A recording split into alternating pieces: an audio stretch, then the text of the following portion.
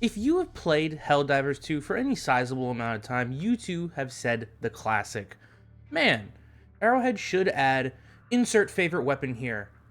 It's something all Helldivers have done at least once in their life. My name is Psychiari, Colonel of the 2nd Liberation Battalion, and why don't I talk to you about the top 5 guns I would love for Arrowhead to add to Helldivers 2. Let's get started. Starting off on the list, an M27 styled weapon. Besides my exhaustion from bullpups and Helldivers 2, I have for the longest time wanted an AR platform or H&K's 416 in this game. With the M27 sporting a 16.5-inch barrel and a quad Picatinny rail, firing at 5.56 NATO cartridge. Reason why I give the IRL stats is because we all know the grounded feeling that Arrowhead likes to have for their guns, and due to that, I wanted to pull inspiration for how I would fit these into the sandbox since, well, the Liberator's already a bullpup version of a 416 FN2000 love child shooting 5.56 NATO. So how would this differ besides aesthetics? Well, young cadet, the M27 sports a 700 RPM fire rate, which would instantly put it 60 RPM over the Liberator. I would also try to implement its free floating barrel design you can find in real life in this game stats wise. What does a free floating barrel mean in real life? Well, it means it only makes contact with the rest of the rifle at the receiver, which gives the M27 improved accuracy and limits overheating. Improving accuracy is easy as we just have to knock down the recoil when firing and reduce spread with no attachments present. I would, and I know this is going to piss some people off, make this weapon light pen, have a 95 damage. And now before you go off on me about light pen, these weapons are being tuned with the mindset that light pen in general follows the rules of sacrificing penetration for more damage. With the gun, I wanted to have a feature for some reason is not in the game since other weapons also have quad rails, but I would want the ability to slap up to 4 barrel attachments or just 4 attachments in general, so a grip, a laser, a flashlight, and a sight. Or since in real life this weapon can have a bipod, maybe a bipod attachment would be honestly kind of welcomed. Yet Arrowhead would need to find a way to make the bipod do something in the game besides aesthetics. Mostly though, this weapon is a side grade to the Liberator. I know the damage is high, however, in my world, the base Liberator is doing basically 90 damage already, so 95 isn't really gonna be doing too much. Maybe 100 would be nice. This side grade is mainly for Helldivers to choose between a bullpup rifle and a non-bullpup rifle with a better accuracy and recoil control and unique attachment options like a bipod and 4 attachments on the barrel, which wouldn't really affect ergonomics as much as it would do so on the Liberator.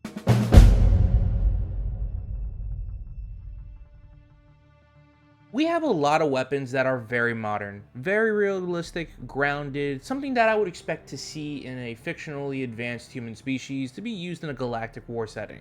However, one thing I love about Helldivers is the slapstick nature of its universe, that you can charge into the hardest difficulty content with a bolt-action rifle your grandpa's grandpa used in the First World War and use it against man-eating bugs. So why not play more into that? Let's get the MP18, a single shot break open shotgun. That's right, 1 round with a reserve of 30 bullets.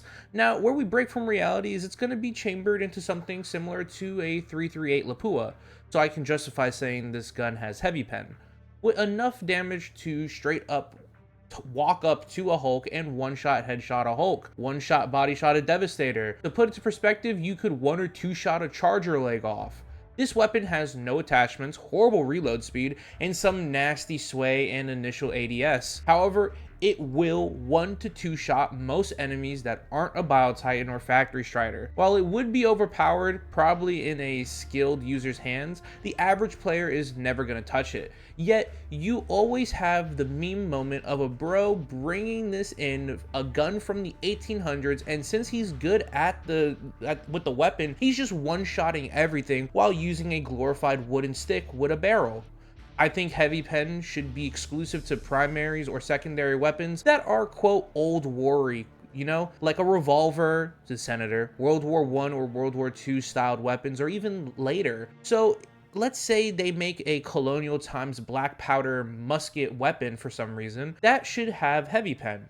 But what do you think about a single shot shotgun that shoots a big ass bullet that downs 90% of the enemies in one shot? Arrowhead, can we get an M1 Garand at this point? If for nothing else, I'm tired of hearing people on Reddit and in my comments say the Constitution, a bolt action rifle that is based off the Springfield 1903, needs an M1 Garand ping, shooting 30-06. I'd honestly have the Garand be medium pen at 200 damage per shot with no ability to have attachments unless except for a bayonet and maybe a suppressor. That would be kind of nice. Or we could model and animate that one grenade launcher feature from Call of Duty World at War. That would be a sick utility option. So you can pick up between like a bayonet, no bayonet, a grenade launcher sitting at 8 rounds. I'd say you should have 10 clips for 80 rounds, which would be 20 rounds shy of an average GI during World War II. I know this encroaches on amendment territory since that weapon is based off the M14 with an FG42 mag release. I separated the two by giving the M1 medium pen and sticking with the theme of the older guns should have the higher penetration. So please, an M1 Garand would be nice. And I think that's a gun that a lot of people have asked for. A power sword. Yeah, that's right. I got something for my melee divers. Why don't we have a power sword that can switch between medium pen, and when you flick the power sword on, you can take broader swings and slower attacks leading to a heavy pen attack. Just think of Warhammer 40k power swords. You hold R or square or X. With the flick of your wrist, the sword glows and in a meridian purple singularity energy type deal, and now you have a heavier, harder swinging sword. I do wish melee weapons had a dedicated slot, but I don't think this is really the video to talk about that. And finally, the 1911 should honestly already be in the game at this point. The 1911 to me is one of the most beautiful and one of the most iconic pistols in the world. I mean, how can a firearm that has served in 2 world wars and served in modern militaries around the world still to this day, you're gonna tell me it can't, the Lord's caliber can't or wouldn't be useful in the Second Galactic War? I would honestly have to have it be on the same level as the Senator. Heavy pen, 8 shots, a little less damage. I know the Senator is shooting a way bigger caliber than 45 ACP, and that 45 ACP isn't penetrating tanks. But guess what? I don't give a fuck. Let me aura farm with the 1911. You're telling me you wouldn't want to? Plus, look at Saving Private Ryan.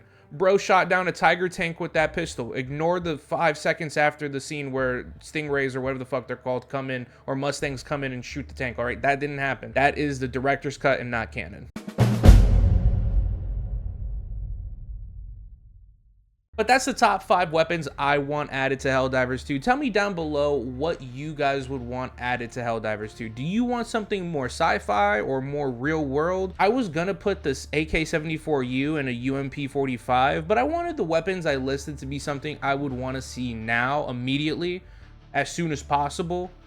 So I kind of kept some other guns that are in the tuck a little bit later. I hope you guys enjoyed the video, and if you are looking for a community to join, I recommend my community, the 2nd Liberation Battalion. Discord link is in the down below.